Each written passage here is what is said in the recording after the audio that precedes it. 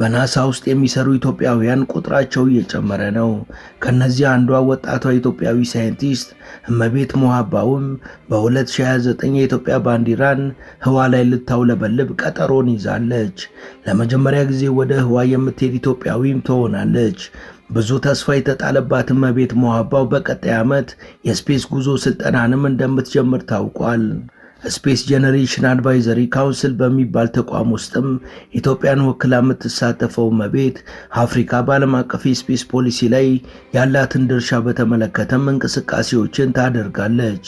እመቤት ወደ ህዋ ስትጓዝ የኢትዮጵያን ባንዲራ ይዛ እንደምትጓዝና በህዋ ላይ የሀገራችንን ባንዲራ ከፍ እንደምታደርግ ገልጻለች።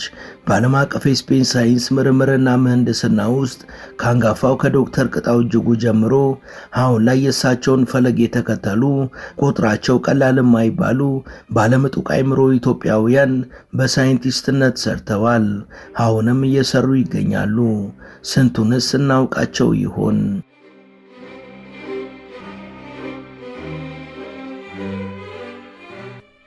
ሰላም ጤና ይስጥልን። በመላው ዓለም የምትገኙ ውድ የመሿለኪያ ቤተሰቦች በዛሬው መሰናዷችን ከሰሞኑን የተሰማው የሳይንቲስት እመቤት ሞሃባው የኢትዮጵያ ባንዲራን ይዞ ወደ ጠፈር ጉዞ ብዙዎችን አስደስቷል።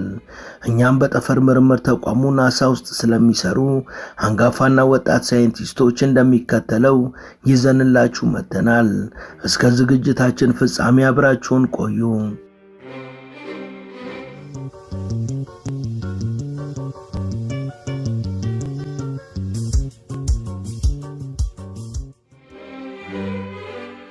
ብዙ ጊዜ ኢትዮጵያውያን ናሳ ውስጥ ሰርተዋል አልሰሩም የሚለው ራሱን የቻለ አከራካሪ ርዕስ ነው።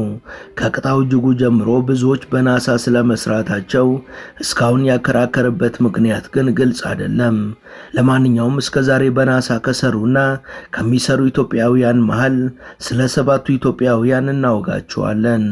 በመጀመሪያ ላይ የምናገኘውም ዶክተር ቅጣው እጅጉን ነው። ኢንጂነር ቅጣው እጅጉ በኢትዮጵያ ታሪክ የመጀመሪያው የኤሮስፔስ ሳይንቲስት ሲሆን በአሜሪካው የጠፈር ምርምር ማዕከል ናሳ ከሰሩ ሳይንቲስቶች ሁሉ ስሙ በእጅጉ የገነነ ነው። በአንድ ወቅት በመድረክ በሚያደርጋቸው ንግግሮቹና ተቀርተው በድብቅ ኢትዮጵያ ውስጥ ይሰራጩ በነበሩ ሲዲዎች ከፍተኛ ታዋቂነትንም ያገኘ ምሁር ነበር። በወቅቱ የኢህአዴግ መንግስትን ለመጣል በሚደረግ ጥረት ውስጥ ኢንጂነር ቅጣው እጅጉ የኢትዮጵያ ብሔራዊ አንድነት ግንባር የሚባል የፖለቲካ ፓርቲ አቋቁሞ ነበር። ቢንያም ቅጣው ከሶስቱ የኢንጂነር ቅጣው እጅጉ ልጆች የመጀመሪያው ልጅ ነው። በሰሜን ጦርነት በነበረበትና ኖሞር ዘመቻ እንቅስቃሴ ላይ የተሳተፈ በነበረበት ወቅት የአፄ ቴዎድሮስ የቅርብ አበጋዝ የነበረው ገብርዬ 6ኛ ትውልድ መሆኑን ተናግሯል። ይህ ማለት ኢንጂነር ቅጣው የዘር ሐረጋቸው ከገብርዬ ይመዘዛል ማለት ነው። የኢትዮጵያና የአሜሪካ ጥምር ዜግነት ያለው ሳይንቲስቱ የናሳ ዋና ስፔስ ክራፍት ሳተላይት ሲስተም ኢንጂነር ነበር። ኢንጂነር ቅጣው አብሮት የምርምር ሥራ ከሚሰራው ባልደረባ ጋር ሆኖ በፕላኔት ሳይንስ ጥናትና ምርምር የሚያግዙ ሮኬቶችንና የጠፈር መሳሪያዎችን እንደፈጠረም ይታወቃል።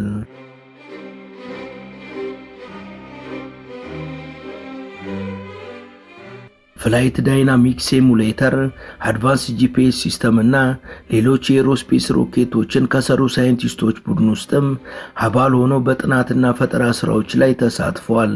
በ1940 በቦንጋ የተወለደው ኢንጂነሩ በቦንጋና በጅማ ከተሞች የአንደኛና ሁለተኛ ደረጃ ትምህርቱን ከተከታተለ በኋላ ወደ ያኔው ባህር ዳር ፖሊቴክኒክ ወደ አሁኑ ባህር ዳር ዩኒቨርሲቲ ገብቶ በ1966 ከክፍል ተማሪዎቹ ሁሉ ብልጫ ውጤት አምጥቶ በማዕረግ ተመርቋል። በወቅቱ ኢትዮጵያ ውስጥ የሚገኘው የኢትዮጵያ አውቶሞቲቭ ሰርቪስ እና ሽያጭ የተባለ ድርጅት ውስጥ በዋና ቴክኒካል አማካሪነትና ምክትል ስራ አስኪያጅነት ለ2 ዓመታት ሰርቷል። ባለምጡቅ አእምሮ ቅጣው እጅጉ ከተመረቀ ከ4 ዓመታት በኋላ በ1972 ለከፍተኛ ትምህርት ወደ ሩቅ ምስራቋ ጃፓን አምርቷል። ከሂሮሺማ ዩኒቨርሲቲም በአውቶሞቲቭ ኢንጂነሪንግ፣ በኦሳካ ዩኒቨርሲቲ ደግሞ ቋንቋና ኢኮኖሚክስ ተምሮ በአንድ ዓመት ውስጥ አጠናቋል። በዓመቱ በ1973 ደግሞ ሌላ የትምህርት ዕድል አግኝቶ በኤሮስፔስ ኢንጂነሪንግ ሶስተኛ ዲግሪውንና በቢዝነስ አድሚኒስትሬሽን ደግሞ ሁለተኛ ዲግሪውን ለመስራት ወደ አሜሪካ በሯል። በ1973 አሜሪካንን እንደረገጠ እስከ ሕይወቱ ፍጻሜ ድረስም በዛው ቆይቷል። ምንም እንኳን ለተወለደባት ሀገሩ ብዙ ነገሮችን ቢሰራም የአሜሪካ ዜግነት አግኝቶ አሜሪካዊ ሆኖ ነበር።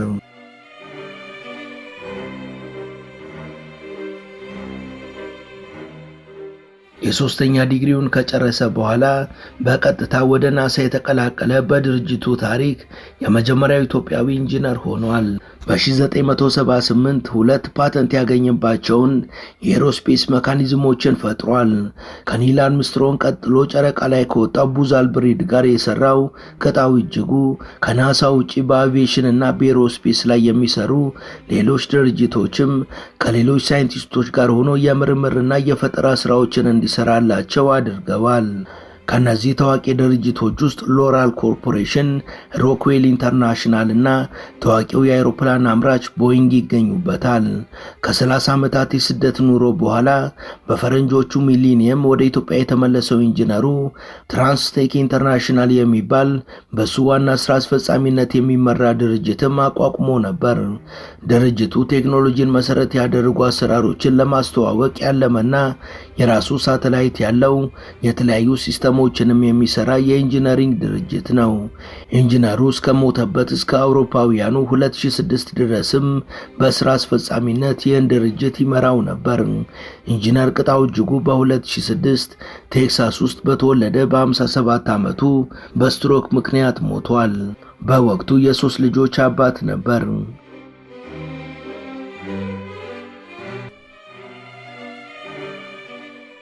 ሁለተኛ ላይ የምናገኘው ኢንጂነር ብርሃኑ ቡልቻን ነው።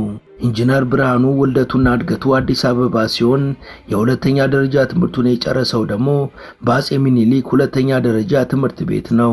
በአሁኑ ወቅት በናሳ የምርምር ስራ ላይ ተሰማርቶ ይገኛል።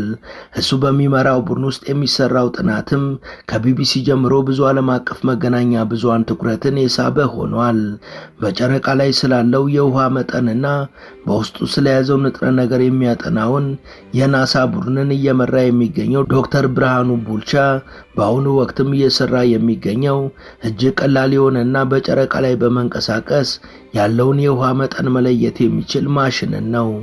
ለዚህ ጥናትም ሜሪላንድ የሚገኘው የናሳ ጎርዳድ ስፔስ ፍላይት ሴንተር $2.5 ሚሊዮን ወይም በአሁኑ ምንዛሪ 400 ሚሊዮን ብር መድቦላቸዋል። ናሳ በጨረቃ ላይ ውሃ መኖሩን ቢያረጋግጥም ስለ ውሃው የንጥረ ነገር ውህድ ግን ይህ ነው የተባለ የተጨበጠ እውቀት ላይ መድረስ አልቻለም። ይህንን የዘመናት የናሳ የራስ ምታት ይፈታል ተብሎ የሚጠበቀውም ኢትዮጵያዊው ሳይንቲስት ዶክተር ብርሃኑ ነው።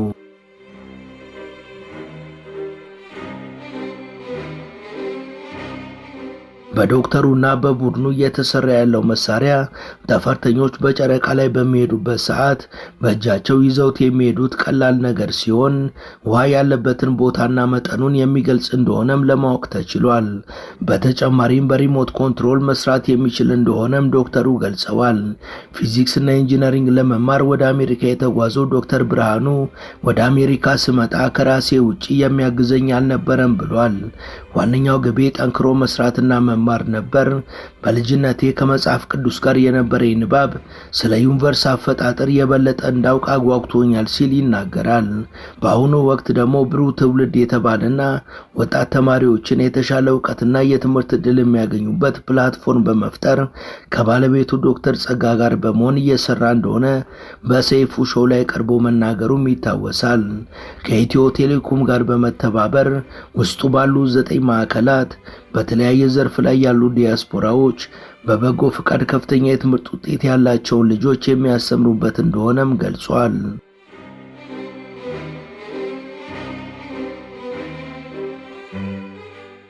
ሶስተኛ ላይ የምናገኘው ዶክተር ጥላዬ ታደሰን ነው።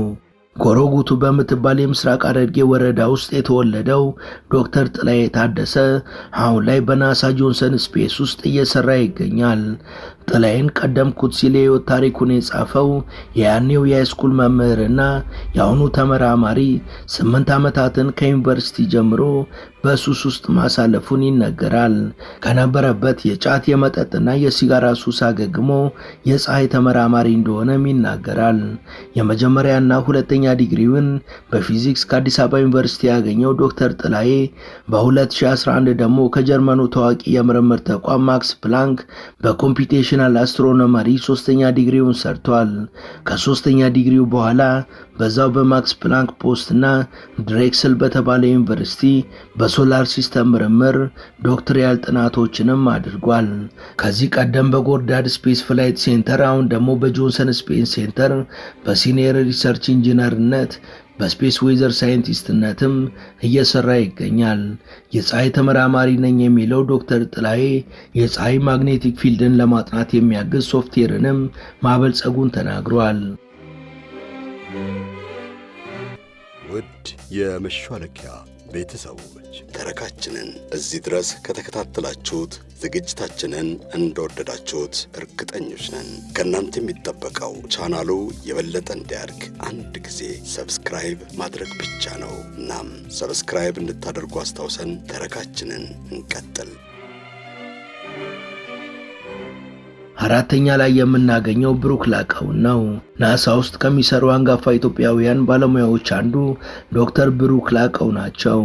ኢትዮጵያዊ አሜሪካዊ ሳይንቲስት የሆኑት ዶክተር ብሩክ በናሳ ውስጥ ለረጅም ጊዜ በስፔስ ሳይንስ ፕላኔታሪ ኤክስፕሎሬሽን መስክ ላይ የሰሩ ታዋቂ ባለሙያ ናቸው።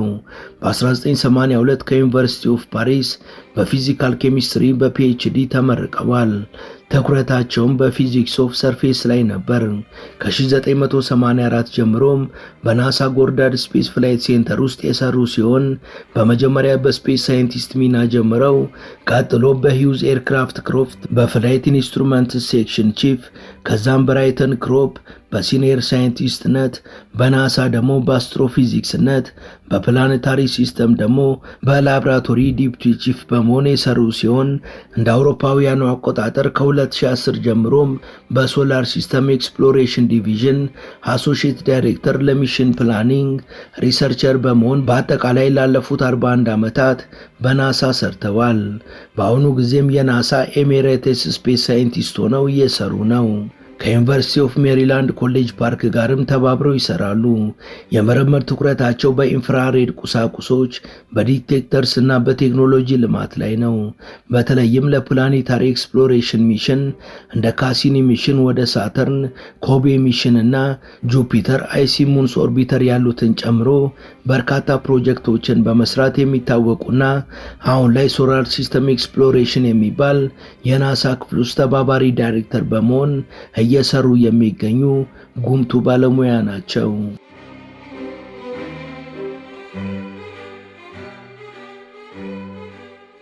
አምስተኛ ላይ ዶክተር ውበት በጋሻው አለሙን እናገኛለን። በ1990 ከባህር ዳር ዩኒቨርሲቲ በጂኦግራፊ ዲፕሎማ አግኝቶ ስራውን የጀመረው ዶክተር ውበት በ2010 ደግሞ ከአሜሪካው ኖርዝ ዳኮታ ዩኒቨርሲቲ የዶክትሬት ዲግሪውን በጂኦስፓሻል ሳይንስ እና በኢንጂነሪንግ አግኝቷል። ባህር ዳር፣ አዲስ አበባና ኖርዝ ዳኮታ በተለያየ ጊዜ ትምህርቱን የተማረባቸው ዩኒቨርሲቲዎች ናቸው። በዩኒቨርሲቲዎችም በተማረበት ወቅት በከፍተኛ ማዕረግ የተመረቀ ነበር። የጂኦግራፊ ባለሙያው ዶክተር ውበት ፖስት ዶክትሪያል ጥናቱን በናሳ ዙሪያ የሰራ ሲሆን በአሁኑ ወቅትም በሜሪላንድ ዩኒቨርሲቲ ስር ሆኖ በናሳ ጎርዳድ ስፔስ ፍላይት ሴንተር ውስጥ ተባባሪ የምርምር ሳይንቲስት ሆኖ እየሰራ ይገኛል። አብዛኛው ጥናቱም ከድርቅና ከመሬት አጠቃቀም ጋር የሚገናኘው ዶክተሩ በሪሞት ሴንሲንግ፣ በጂኦስፓሻል ሳይንስና በሌሎች ከጂኦግራፊ ጋር በተገናኙ ጉዳዮች ላይ አተኩሮ ይሰራል።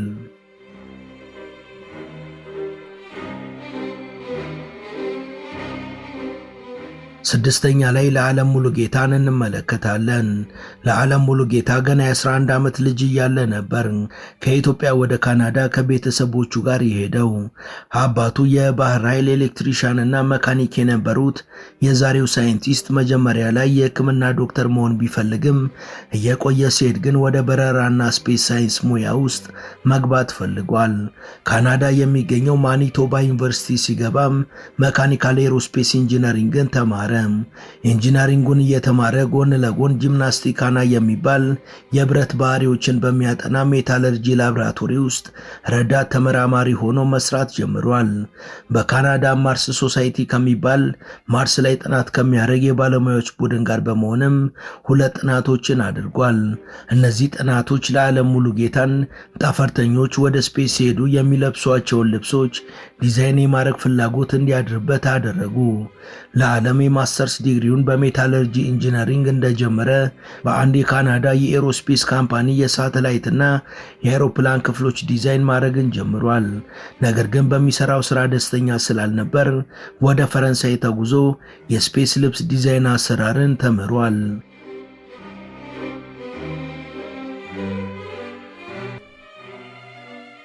በኢንተርናሽናል ስፔስ ዩኒቨርሲቲ ኦፍ ስትራስበርግ ገብቶም የ1 ዓመት ማስተርስ ፕሮግራም ወሰደም።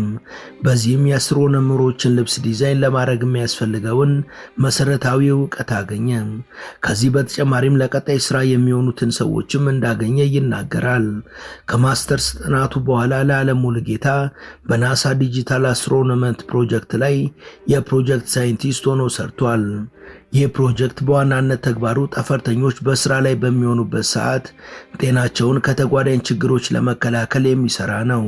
ጠፈርተኞቹ ከሚለብሱት ልብስ ጀምሮ እስከሚጠቀሟቸው ዕቃዎች ድረስ ዲዛይን የሚደረግና የሚያመርት ነው። ከናሳ በተጨማሪ በአሜሪካ ከተለያዩ የፌዴራል ኤጀንሲዎችና ወታደራዊ ተቋማት ጋርም ለወታደር የሚመቹ ልብሶችንና መጠቀሚያ ዕቃዎችን ዲዛይን ያደርግ ነበር። ከ2016 ጀምሮም የራሱን ኢንሲሊኮ ላብስ የተባለ ድርጅት አቋቁሞ እየሰራ ይገኛል።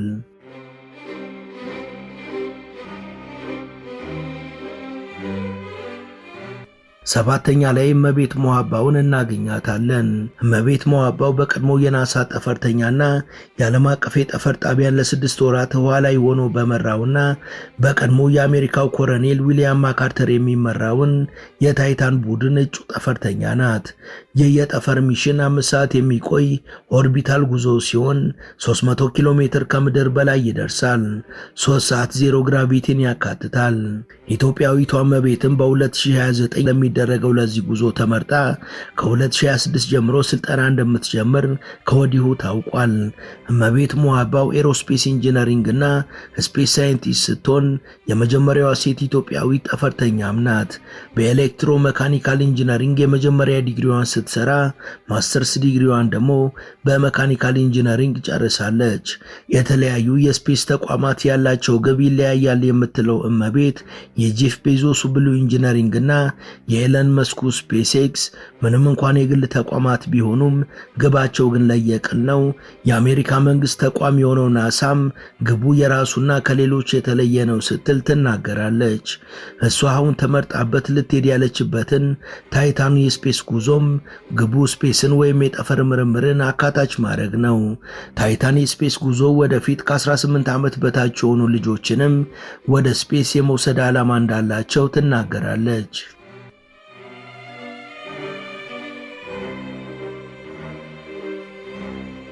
ሪሰርች እና ዲቨሎፕመንት አስትሮናውት ነኝ የምትለው እመቤት በ2029 ለሚደረገው ጉዞ የበረራ፣ የቴክኒካል፣ የአካል ብቃት፣ የስነ ልቦናና ሌሎች ተያያዥ ስልጠናዎች ከቀጣዩ የፈረንጆቹ ዓመት ጀምሮ እንደሚጀምሩ ተናግራለች። ወጣቷ ጠፈርተኛ የተለያዩ ዓለም አቀፍ ሽልማቶችንና እውቅናዎችንም አግኝታለች። ከነዚህ መካከል በዓለም አቀፉ ኤሮስፔስ ፌዴሬሽን የ2025 ተስፋ የተጣለባት ስፔስ መሪ ተብላ እውቅና ተሰጥቷታል። ሰጥቷታል። በ2024 ደግሞ የአፍሪካ ስፔስ ሊደርስ አዋርድ አሸናፊ ተብላ ተመርጣለች። በ2020 በኢንተርናሽናል አስትሮኖሚ እና አስትሮፊዚክስ ውድድር የነሐስ ሜዳሊያን አሸንፋለች። የተቋምም አምባሳደር ብሎ እውቅና ሰጥቷታል። በሳተላይት ኮሙኒኬሽን እና ማርስ ሚሽን በሚባሉ እንቅስቃሴዎች ውስጥም በመሳተፍ ትታወቃለች። ስፔስ ጄኔሬሽን አድቫይዘሪ ካውንስል በሚባል ተቋም ውስጥም ኢትዮጵያን ወክላ የምትሳተፍ ሲሆን በዓለም አቀፍ የስፔስ ፖሊሲ ላይ የአፍሪካን ድርሻ በተመለከተ እንቅስቃሴዎችንም ታደርጋለች። እመቤት ሞአባው ተወልዳ ባደገችበት ኢትዮጵያ የስፔስ ትምህርት ውስን ቢሆንም የልጅነት ሕልሟን ግን ማሳካቷን ትናገራለች። በጉዞዋ ወቅት የኢትዮጵያን ባንዲራ ይዛ እንደምትጓዝ የተናገረችው እመቤት ያለችበት ከፍታም ለሚሊዮን ወጣት አፍሪካውያን ትልቅ ተነሳሽነትን የሚፈጥር ነው። እመቤት መልካም ዕድል እንዲገጥማትና የኢትዮጵያን ስም ከፍ እንድታደርግ ምኞታችን ነው።